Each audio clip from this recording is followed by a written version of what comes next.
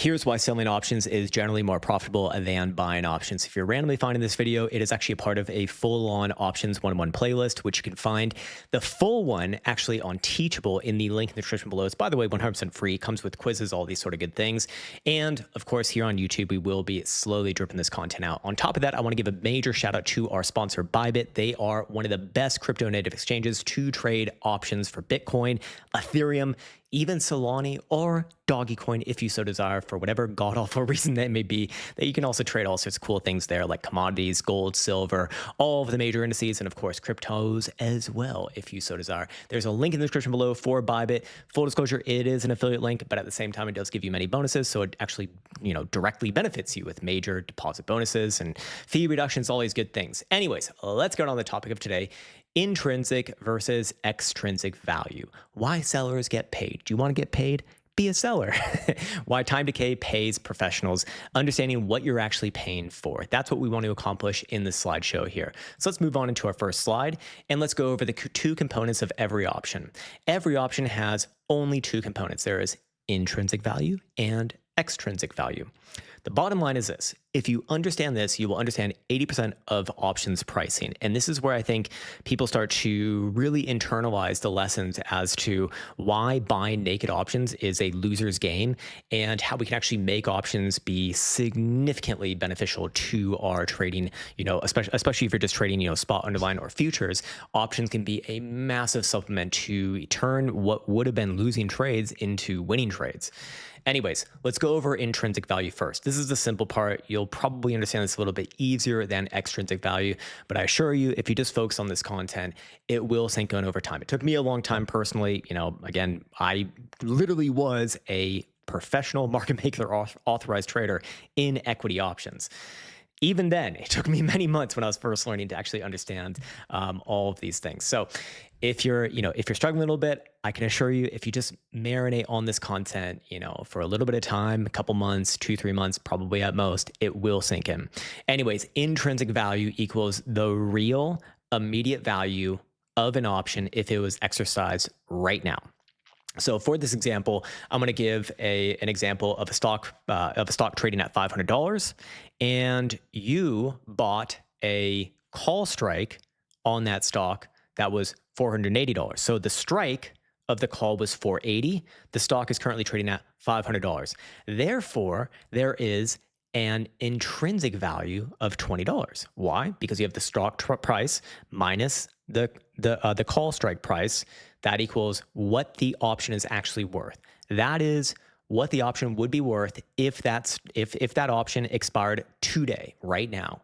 It would be worth $20. Now, remember, you paid a premium for that. So just because it has some sort of an intrinsic value, if it closes in the money, does not mean you're actually going to make any money. If you paid $30 for that option, well, guess what? You just lost 20 bucks. Or sorry, you just lost 10 bucks. Not great. Anyways, we'll move on from there. When intrinsic exists, so intrinsic value exists only when for a call option, which remember gives you upside exposure, when the strike price is less than the stock price. You can see that I still like sometimes fuck up the words too. That would be intrinsic, or in the money is the better sort of terminology to be using here.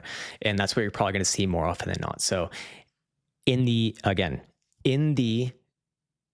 particular example of a call option, if the strike price of that call option that you bought is less than the price that the stock is trading right now, then there is some value to that call option. It is what's called in the money. So let me show you an example over here on Bitcoin. Bitcoin's trading at 66,400. Let's say we wanted to buy an in the money call option here, $65,000 call strike. And right now we could probably buy it for like, I don't know, 1,600, let's say, just to make math easy.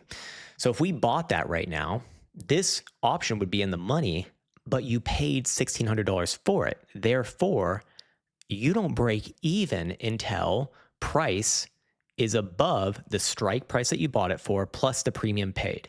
The premium paid is 1,600, the strike price is 65.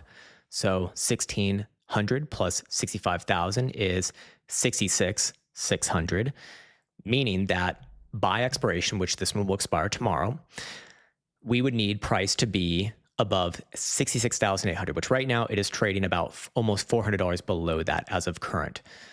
So again, if you're bullish for tomorrow, you might as well just buy the spot underline. You're basically just giving up $400 there already just to make literally break even, $0, $0.00.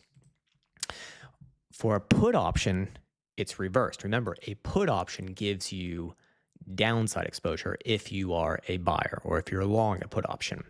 And it will be in the money if the strike price of the option that you bought, of the put option that you bought, is greater than the stock price.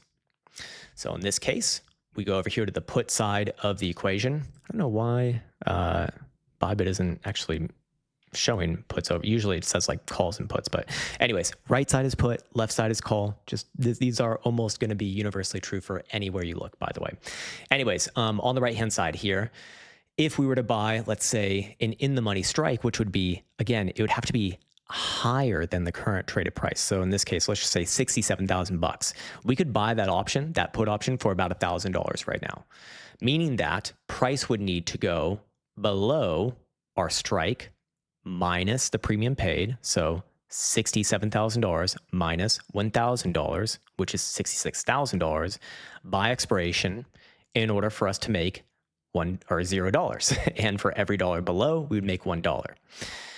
Anyways, basically, if you want to put this into a super simple way to analyze it, calls over here, everything that is lower than the current price, all of those strikes are in the money. And for the puts, anything that is higher than the current price of the underlying is in the money. Anyways, if these are not true here, then your intrinsic value is 0, meaning that your option expired literally worthless, which means it has no value. Like there's nothing else to the equation. So again, if you're trying to long calls, anything, let's say that, price closed right here for this next expiration. Well, that means anything above the current price of 66,400. So for example, 66,500 and above, those are all worth 0. They have a value of 0. There's no other things to this equation. By contrast, on the put side, if you buy any put option that is lower than the current traded price, so 66,000 or less, all of those are worth 0 as well. They're worthless. Anyways, now let's go into extrinsic value, where things get a little bit more complicated, I suppose. So extrinsic value, to relate to our previous video in this presentation, is going to be equal to a combination of time, or theta decay, plus volatility, or vega, plus probability, which is effectively, the likelihood that that strike even closes in the money, or the delta of that strike, which, by the way, is represented, or is it shown here? Yes, it is indeed. Delta for your puts, deltas for your calls. Again, that's just what the market is telling you is the probability of this to close in the money. So for example, this $70,000 call strike expiring tomorrow has a 3% chance to close in the money. It's not 0, but it is very low. By contrast, on the put side, a $64,000 put strike has a 12% chance to close in the money. Anyways, going back into it here, extrinsic value is what buyers pay for the possibility of that option by expiration. So you are in a race against time, you might be fighting volatility, and is the probability of your strike even being in the money reasonable or not? So this is effectively the time value of that option. Anyways, let's break down extrinsic a little bit more. So extrinsic value expands, meaning that the value of the option will go up when there is more time remaining until expiration. So if we have an option that expires next week versus an option that expires next month, if they're the same strike, the option that expires next month is always going to be worth more. There's just more time to go to expiration. That also means it has a higher price. The option has a higher price. It also, extrinsic value also expands when there's a higher implied volatility. So if volatility is very, very high, then your option price, let me go back to our high volatility option or example right here. These options during this time are going to be significantly more in terms of price compared to these options bought during this time when volatility is very, very low. Volatility is a major component of options pricing.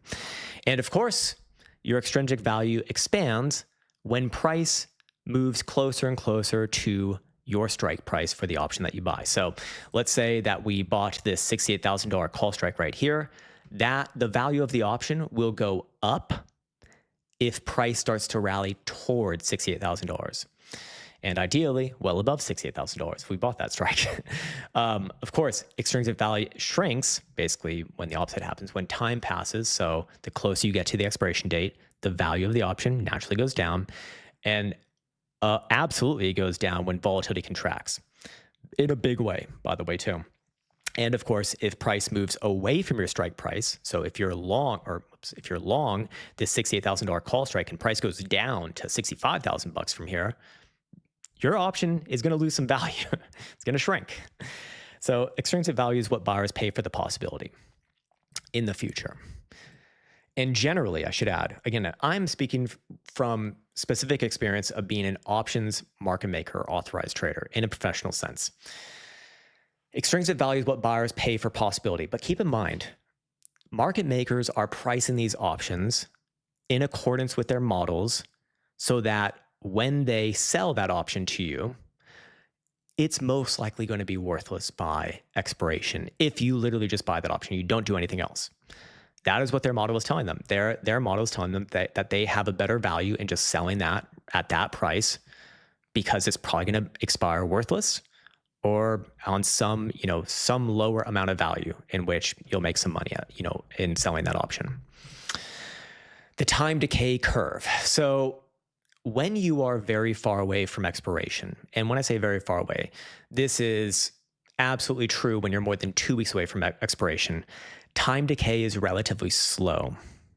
But once you get around about 2 weeks away from expiration, time decay fucking falls off a cliff. And those options values, they start to collapse very quickly. Now, some people believe it's more like 30 days. Of course, the closer you get is naturally going to go down. But in my experience, it's about 2 weeks out from expiration where the premium just collapses basically. So time is effectively a tax on buyers. You are taxed. You pay a premium the further and further out that you buy that option from expiration. And as time expires, you get closer to the expiration, you pay that tax every day, every day, every day. And keep in mind, once you get to the last 2 weeks, it's going to go fast. So you better be in the money and in the money big. Anyways, the time decay curve. So extrinsic value decay accelerates into expiration. Time decay is slow at first, then it accelerates sharply in the final 30 days. And I would add in the final 2 weeks, it really falls off the cliff. So who pays and who collects? Option buyers, they pay the extrinsic value and they are fighting time decay. They effectively need price to go in their direction and in a big way and fast. Option sellers collect that extrinsic value. So if, let's say you're selling this $68,000 call strike, you can sell it right now for $150. All you need to do in order to make money is price not to go above $68,150 by tomorrow's expiration for you to make money. Not bad. I massively prefer that. And you benefit from time decay, basically. So this is why many professionals sell volatility instead of buying it. It's a lot easier to time selling a volatility rather than timing buying a volatility, just because volatility can remain a lot lower for longer than it can remain higher. Anyways, here's the real edge. Extrinsic value decay is predictable. Direction is not. Focus on that for a moment. Volatility expands and contracts. Time always moves forwards. You're always going to be fighting that. You're fighting a difficult game. Father Time is undefeated. It never loses. And for good reason. It's a truth in life, and it's also a truth when it comes to trading as well. Anyways, extrinsic value is heavily influenced by implied volatility, and volatility changes constantly. So in the next video in this presentation, we're going to go over implied volatility. That's basically the engine behind options. It's the biggest component of options pricing. It's the most important, honestly. If you want structured volatility models and real trade examples, that's what we build inside the Crown Trading Bible. Of course, I gotta, for the people who are really interested in stuff and just want to zoom forward, I would point you on towards this. But for right now, we're going to continue on with the Options 101 playlist. Of course, if you just want to sidestep all of this and be like, give me the fucking fire hose of information right fucking now, tell me the strategies, do all this, do all that, show me some trades with options as well, that is there for you. But for now, we shall meet in the next video, which is going to be about implied volatility. We'll go over why that is such a big component of options pricing and how it can massively hurt you and how you can also make it work massively for you. I'll see you there. Take care.